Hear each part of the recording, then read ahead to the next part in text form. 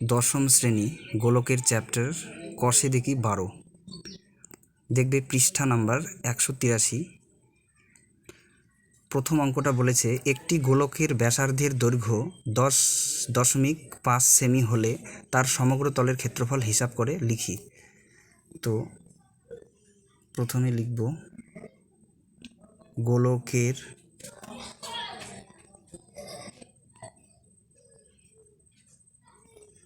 গোলকের ব্যাসার্ধের দৈর্ঘ্য 10.5 সেমি। সুতরাং গোলকের সমগ্র তলের ক্ষেত্রফল equal to 4 pi into r square বর্গ সেমি। 4 এটা হচ্ছে পায়ের ভ্যালু হলো 22/7, আর এর ভ্যালু হচ্ছে 10.5। তো আর স্কোয়ার আছে তাই আমি দুবার লিখছি, পয়েন্টটা উঠিয়ে দিলাম।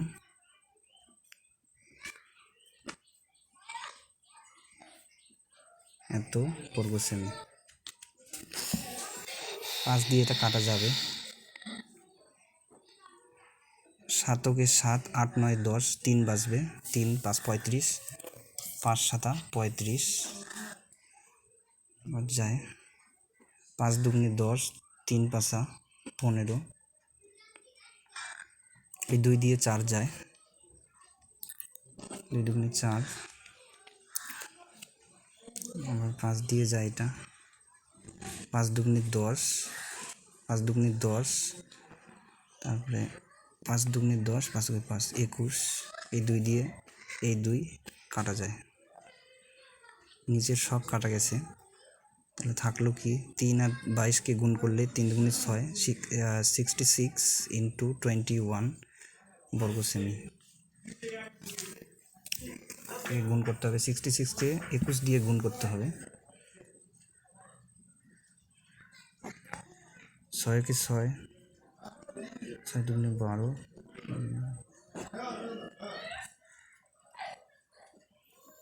তাহলে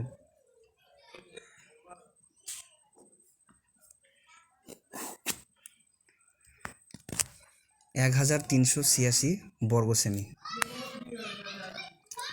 এটাই হচ্ছে সমগ্র তলের ক্ষেত্রফল। সমগ্র তলের ক্ষেত্রফলের ফর্মুলাটা হলো 4 পাই আর স্কোয়ার, মনে রাখতে হবে। কোয়েশ্চেন নাম্বার 2 বলেছে একটি চামড়ার বল তৈরি করতে প্রতি বর্গ ডেসিমি 17.50 টাকা হিসাবে 431.20 টাকা লেগেছে। বলটির ব্যাসের দৈর্ঘ্য হিসাব করে লিখি।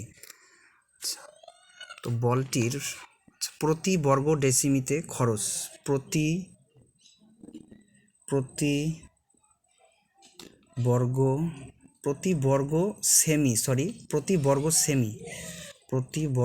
সেমিতে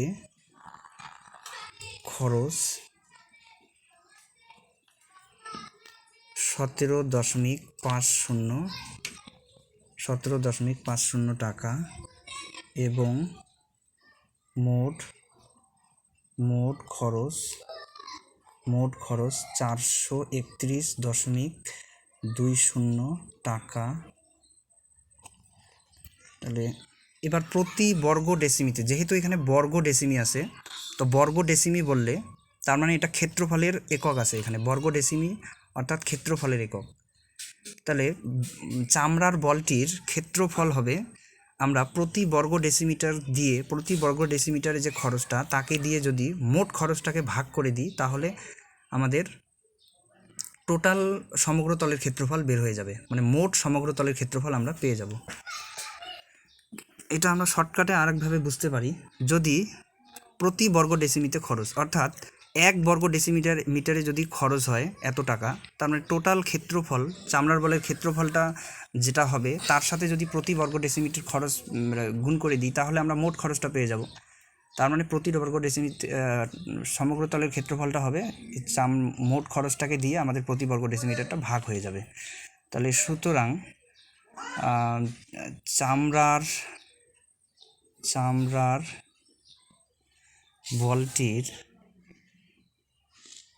বলটির সমগ্র তলের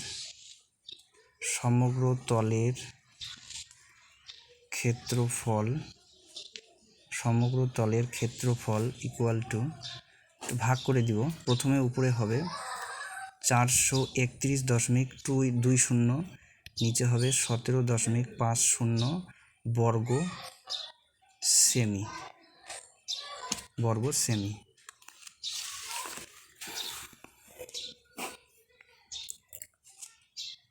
পয়েন্ট তুলে দিলে হবে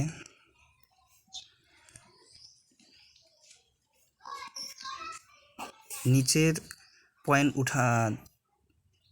তুলে দিলে উপরে হয়ে যাবে 100। পয়েন্টের জন্য 1 হবে, আর পয়েন্টের পরে দুইটা সংখ্যা আছে তাই দুটো শূন্য হবে উপরে। ঠিক একইভাবে উপরের পয়েন্ট উঠালে নিচে হবে পয়েন্টের জন্য 1, পয়েন্টের পরে দুইটা শূন্য আছে তাই দুটো সংখ্যা আছে, দুটো শূন্য, তার বর্গ সেমি। 100 কাটা যাবে, 0 কাটা থাকলো হচ্ছে উপরে 4,312/175 বর্গ ডেসিমি। এখন বলছে বলটির ব্যাসের দৈর্ঘ্য হিসাব করে লিখি। ধরি বলটির ব্যাসার্ধের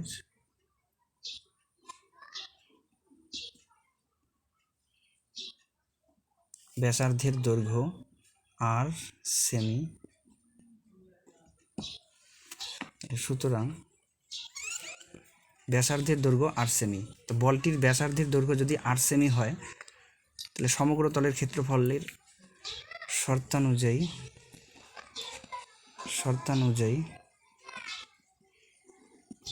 সমগ্র তলের ক্ষেত্রফল হচ্ছে 4πr²। এটা হচ্ছে চামড়ার বলটির সমগ্র তলের ক্ষেত্রফলের সূত্র। আবার সমগ্র তলের ক্ষেত্রফলটা আমরা অলরেডি বের করে ফেলেছি। তাহলে 4112/175, এখানে 4 গুণ পায়ের ভ্যালু 22/7 r² ইকুয়াল টু 175, 4312। আচ্ছা, এখানে 88/7 ইন্টু r², 4312/175।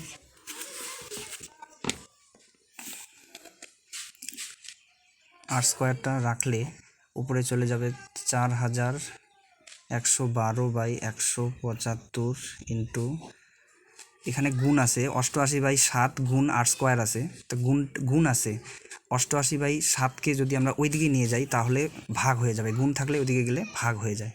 তাহলে উপরে চলে যাবে 7, নিচে 88। এখানে 8-এর 11 ঘরে নামতা দিয়ে যাবে, 8 11 88। আর এখানে 3 11 33, 43 থেকে 33 বাদ দিলে 10 আর এদিকে 1 হয়ে গেল 101। 9 11 99, 101 থেকে 99 বাদ দিলে 2 আর এদিকে 2 22, 11 2 22। 8 দিয়ে আবার যাবে, 4 8 32, 39 থেকে 32 বাদ দিলে 7 2 72, 8 9 72।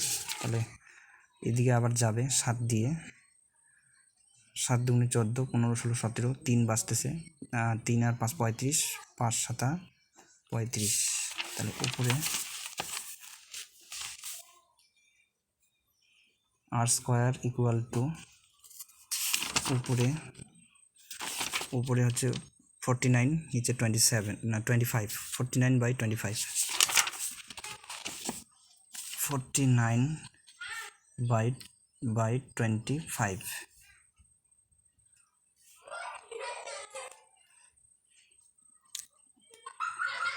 তাহলে এখানে 8টা শুধু রাখবো, এখানে হয়ে যাবে 49/25। তাহলে এখানে পজিটিভ ভ্যালুটাই শুধু নিলাম, কেননা আর এর ভ্যালু দৈর্ঘ্য পজিটিভই আসবে। সুতরাং আর ইকুয়াল টু 7/5, সরি 25-এর বর্গমূল হবে 5, 49-এর বর্গমূল হবে 7। তার মানে সুতরাং চামড়ার